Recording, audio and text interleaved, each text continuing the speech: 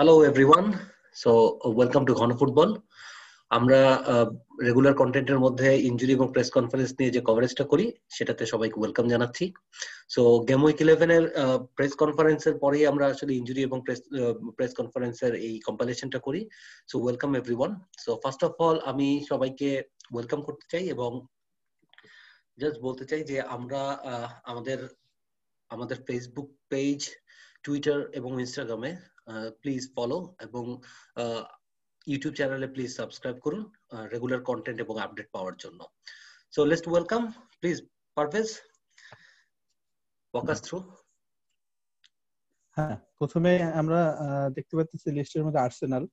তো আর্সেনালের ডেভিড লুইজের একটা ইনজুরি ছিল গত লাস্ট ম্যাচে, হলো সে জিমিনেজের সাথে একটা কোয়ালিশন হয়েছিল, বাট এই ম্যাচে ডেভিড লুইজ ফিট, সে fit to play. I think সে এই ম্যাচে থাকবে। আর আরেকটা যেটা জিনিস হলো টমাস পার্টির এই ম্যাচে একটু টাচ এন্ড গো অবস্থায় আছে। তো টমাস পার্টিকে লেগ ফিটনেস টেস্ট দেখার পরে তারপর ডিসকাস করবে যে সে আসলে ম্যাচে থাকবে কি প্রণয়। ওকে, সো আর্সেনাল খেলা হচ্ছে কি টটেনহ্যামের সাথে। আমার মনে হয় এই ম্যাচটা একটু ভালো হবে। এখানে পয়েন্টের ইয়ে থাকবে, যদিও আমাদের আর্সেনালের আমার মনে হয় টিম ওয়াইজ আর্সেনালের ওনারশিপ অনেক লো।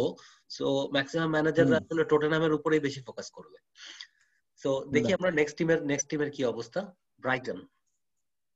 হ্যাঁ, নেক্সট ব্রাইটনের যেটা বড় নিউজ হলো তাদের অ্যাডাম লালানা রুল আউট এই ম্যাচে, এবং মেবি সে এই গেমিং এবং নেক্সট গেমিংও ব্যাক করবে কিনা সন্দেহ আছে। আর নীল মুপের ক্ষেত্রে লাস্ট ম্যাচে সে 25 মিনিটে সম্ভবত অফ হয়ে গেছিল। এই ম্যাচেও সে আসলে খেলবে কিনা এটা মানডে ম্যাচ হবে, Brighton versus Southampton last match.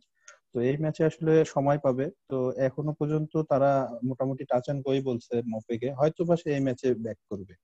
I think say back করবে এই ম্যাচে। আর লাম্পটের সাসপেনশন শেষ হয়ে গেছে, লাম্পটে ডেফিনেটলি এই ম্যাচের জন্য অ্যাভেলেবল। তো এটাই সবচেয়ে বড় নিউজ আমার মনে হয়। ব্রাইটনের ক্ষেত্রে লাম্পটের ওনারশিপই হচ্ছে গিয়ে সবচেয়ে হাই।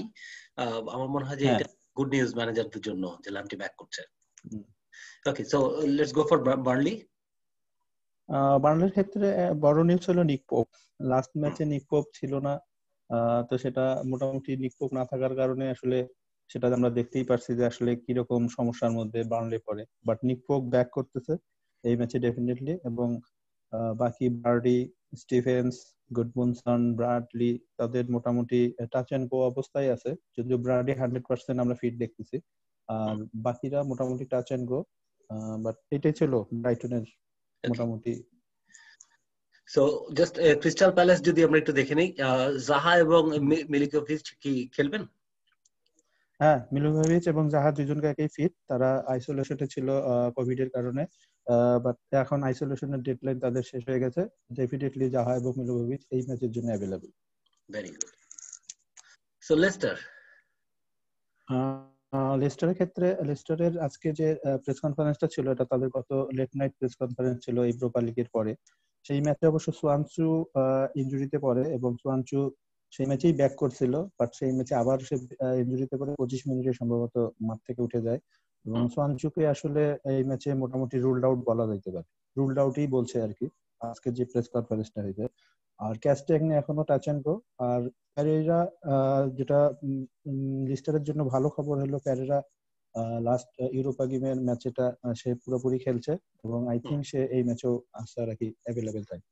সো লেস্টারে যারা ডিফেন্সিভ অ্যাসেট গুলি ওন করছে তাদের জন্য পেরেরার আশাটা আসলে কি রকম মনে হবে? পেরেরা যদি ব্যাক করে তাহলে কোন প্লেয়ারটা আসলে সুইচ করবে আসলে? সেটার ব্যাপারে পেরেরা ব্যাক করলে আসলে পেরেরা যদি ব্যাক করে, আই থিংক এখানে পেরেরা আসলে তার নিজস্ব পজিশনটাতেই খেলবে। হয়তো বা ক্যাস্টেগনে যদি ব্যাক করে তাহলে জাস্টিনের ক্ষেত্রে একটু প্রবলেম হইতে পারে। জাস্টিন এবং ক্যাস্টেগনের মধ্যে আসলে, যদিও ক্যাস্টেগনে এই ম্যাচে টাচ এন্ড গো, বাট জাস্টিনের নেক্সট 1 বা 2 গেম পরে হয়তো বা জাস্টিন ওনাররা একটু হলো কপালে চিন্তার দাগটাতে দেখা যাবে। ওকে, সো লিভারপুলের ক্ষেত্রে বড় নিউজ হলো অ্যালিসন এই ম্যাচে রুলড আউট। এই ম্যাচে প্রেস কনফারেন্সে তাকে রুলড আউট করেনি, তাকে চ্যাম্পিয়ন্স লিগের ম্যাচেই রুলড আউট করছে যে আসলে সে এখন ব্যাক করবে না, সে আসলে নেক্সট গেমে হয়তো বা ব্যাক করবে। আর একটা নিউজ হলো এক অথবা 2 গেম উইক।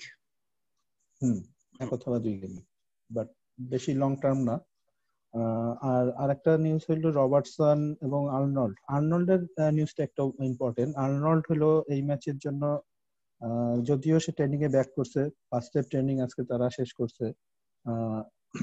কেইটাও এখানে আজকে ফার্স্ট স্টেপ ট্রেনিংটা শেষ করছে। এখন ক্লব আসলে ক্লিয়ারলি কিছু বলে নাই, বাট বলছে পসিবিলিটি আছে আর্নল্ড এবং কেইটার এই ম্যাচে খেলানোর। আর তেমন কোনো বড়, আর রবার্টসনের একটা ইনজুরি ছিল, বাট রবার্টসন আই থিঙ্ক ওকে, 70% ওকে দেখাচ্ছে। বাট রবার্টসন এই 70% দেখাটা, আই থিঙ্ক রবার্টসন হয়তো বা এই ম্যাচে অ্যাভেলেবেল থাকবে, এমনটাই প্রেস কনফারেন্সে বলছে ক্লাব। আচ্ছা, তো সাউথহ্যাম্পটনের দিকে যদি দেখি, দুইটা কি প্লেয়ার নাই, ইংস এবং রেডমন্ড, এদের কি অবস্থা? ইংস কি ব্যাক করবে? ইংসের ব্যাক করার পসিবিলিটি যেটা আসলে শোনা গেছে যে ইংসের কোচের কথাতে, যে সে গত লাস্ট ওয়েডনেসডেতে ট্রেনিং এ ছিল এবং সে লুকস গুড, এবং তার ফিটনেস লেভেলটা আসলে কোন লেভেলে সেটার উপর ডিপেন্ড করবে আসলে সে আসলে এই ম্যাচে অ্যাভেলেবেল থাকবে কিনা। বাট আই থিঙ্ক ইংস এই ম্যাচে না থাকলেও ডেফিনেটলি নেক্সট ম্যাচে থাকবে। এই ম্যাচে হয়তোবা সে টাচেনকো হয়তোবা ইংসকে তারা রিস্ক নিবে না যে এই ম্যাচে আসলে ফুল ফিট হয়ে তারপরেই হয়তোবা। বাট ইংস যদি এই ম্যাচে খেলো তারপরও সারপ্রাইজ হওয়ার কিছু নাই। বাট আর রেডমন্ডের ক্ষেত্রে যে ইনজুরিটা, রেডমন্ড কিন্তু টাচেনকো, আই থিঙ্ক রেডমন্ড এই ম্যাচে, আই থিঙ্ক সে এই ম্যাচের জন্য মানে হয়তোবা খেলবে না রেডমন্ড। আচ্ছা, সো যে কথাটা আগেই বলছিলাম যে আর্সেনালের সাথে টটেনহ্যামে খেলা, এবং টটেনহ্যামের ইনজুরি লিস্টটা অনেক বড়, এবং মরিনহো অলরেডি হ্যারি কেইন এবং রেগুলিয়নের ব্যাপারে একটা ছোট্ট হিন্টস দিয়েছিল। বাট মরিনহো হচ্ছে খুবই ট্যাকটিক্যালি সবসময় এই কথাগুলি বলে যে খেলবে কি খেলবে না সবসময় একটা ধোঁয়াশার ভেতরে রাখে। ম্যানেজারদের জন্য এটা খুবই ডিফিকাল্ট। তো এই ব্যাপারে কি কোনো নিউজ? হ্যাঁ, মরিনহো ডেফিনেটলি সবসময় বড় ম্যাচে মাইন্ড গেম খেলে, তো এটাও একটা তার একটা ট্যাকটিক্স হয়তোবা। এই ম্যাচে অবশ্য হ্যারি কেন, রেগুলিয়ন, আল্টারওয়েল্ড, তারা 75% আমরা বলতে পারি যে হ্যাঁ তারা খেলবে। আই থিঙ্ক হ্যারি কেন এই ম্যাচে খেলবে, বিকজ হ্যারি কেনের রেকর্ড আর্সেনালের সাথে খুবই ভালো। সে এখন পর্যন্ত নর্থ লন্ডন ডার্বিতে সবচেয়ে বেশি গোল করা প্লেয়ার হলো হ্যারি কেন, এবং হ্যারি কেনও সবসময় আর্সেনালকে পাইলেই যেন সে একটা রুদ্র মূর্তি ধারণ করে। আই থিঙ্ক হ্যারি কেন নিজেও এই ম্যাচে খেলার জন্য সে ডেসপারেট, এবং আই বিলিভ হ্যারি কেন এই ম্যাচে থাকবে। যদিও ক্লব না, সরি, মরিনহো তাকে বলছে যে সে টাচ এন্ড গো। আরেকটা নিউজ হলো লরিস মেবি এই ম্যাচে খেলতেছে না, জো হার্ট সম্ভবত এই ম্যাচে শুরু করবে, এবং অনেকদিন পরে জো হার্ট আসলে প্রিমিয়ার লিগের ম্যাচ স্টার্ট করার মতন একটা পজিশন তৈরি হয়। তাতে কি হচ্ছে কি আর্সেনালের জন্য আসলে কোনো সুসংবাদ থাকবে? কারণ লরিস হচ্ছে কি আর্সেনাল কিন্তু গতকাল কিন্তু ইউরোপা লিগের ম্যাচে কিন্তু তারা যে গোল খরার মধ্যে যে যাচ্ছিল প্রিমিয়ার লিগে, সেই গোল খরা কিন্তু গতকালকে তারা কাটায় উঠছে 4-0 বলে সম্ভবত এই ম্যাচটা তারা জিতছে, এবং ল্যাকাজেট, এনকেটিয়া এরা মোটামুটি সবাই স্কোরের মধ্যে ফিরছে। তো আসলে এই ম্যাচটা আসলে ডার্বি ম্যাচ, এটা আসলে খুব টাফ ম্যাচ হবে, বলা যায় না আসলে কি হয় এই ম্যাচে, আসলে খুবই টাফ ম্যাচ একটা। Okay, let's hope for the best. So West হ্যামের একটা খুব খারাপ নিউজ আছে, সেটা হলো অ্যান্টোনিওকে এই ম্যাচের জন্য রুলড আউট করছে ডেভিড ময়েস। আর ইয়ামালিঙ্কো কোভিডে আক্রান্ত ছিল, সে কোভিড থেকে এখন ফিরে আসছে, তার টাইম ফ্রেম শেষ হয়ে গেছে, মানে আইসোলেশনের টাইম ফ্রেম। সো ডেফিনেটলি এই ম্যাচের জন্য সে অ্যাভেলেবেল, ট্রেনিং এ ব্যাক করছে। ম্যাচে আসলে ফুল ফিটনেস টেস্টটা দেখার পরে তাকে ডিসিশন নেবে।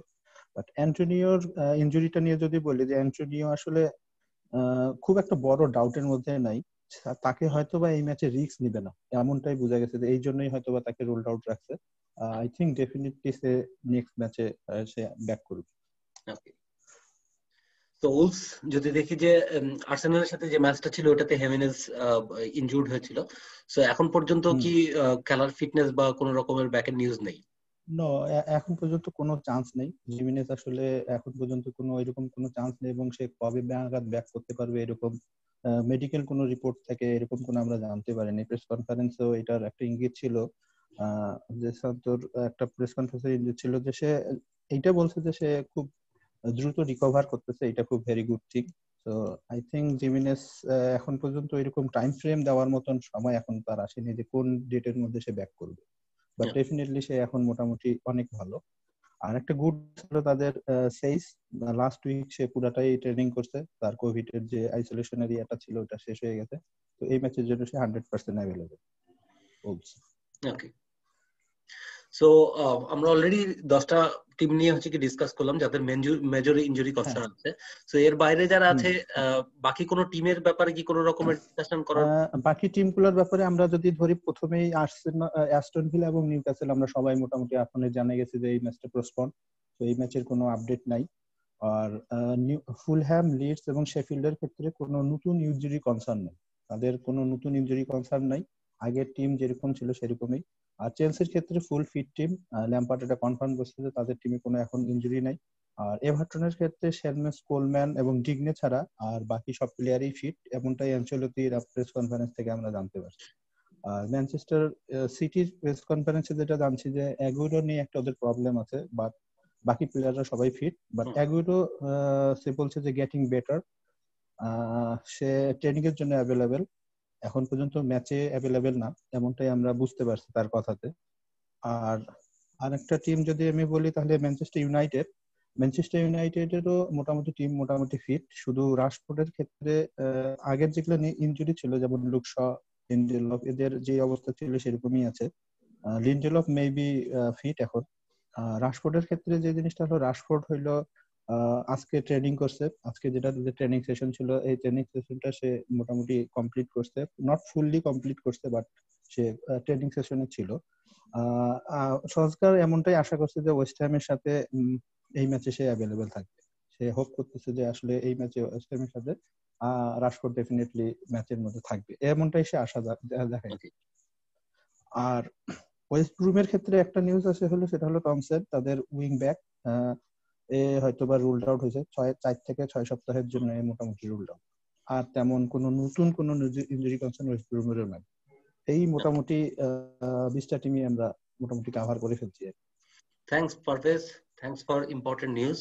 সো ঘনফুটবল যারা এখনো দেখছেন এবং আমাদের সাথে রেগুলারলি আছেন তাদেরকে প্লিজ অনুরোধ করব যেন আমাদের ফেসবুক পেজ, টুইটার পেজ এবং ইনস্টাগ্রাম পেজ ফলো করেন, এবং আমাদের ইউটিউব, আমাদের রেগুলার কন্টেন্টের জন্য ইউটিউব যে আমাদের পেজটি আছে সেখানে হচ্ছে গিয়ে সাবস্ক্রাইব করবেন। সো সবাই আমাদের সাথে থাকবেন এবং আমাদের সাথে থেকে এই ইম্পর্টেন্ট নিউজগুলি পাবেন। So everyone, thanks and hope best for the Game Week 11. Thank you, Parvez. Thank you, Pranay.